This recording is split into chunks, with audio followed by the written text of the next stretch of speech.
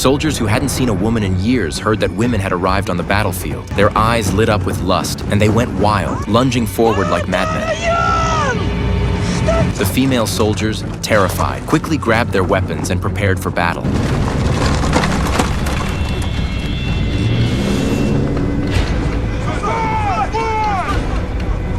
Staring at the beautiful faces of the female soldiers before them, the male soldiers couldn't help but swallow hard, salivating with desire, desperate to pounce immediately. But countless bayonets kept them at bay. An old soldier stepped forward with a smile.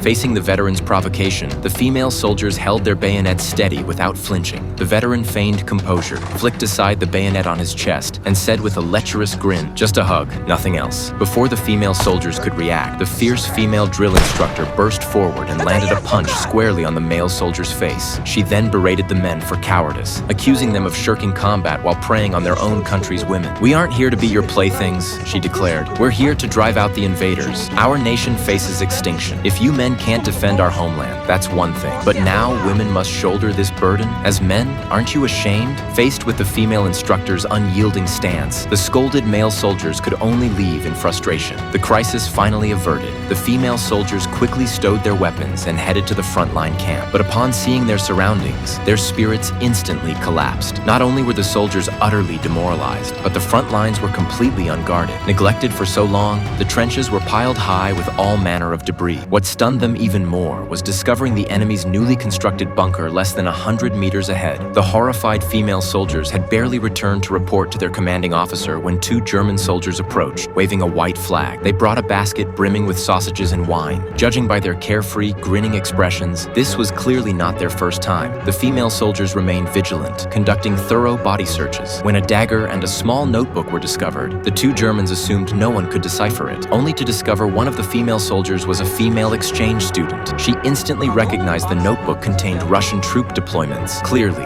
these two were spies. Seeing their cover blown, the Germans attempted to flee. Rather than shooting them on the spot, the female soldiers charged forward with their weapons, engaging in a fierce struggle.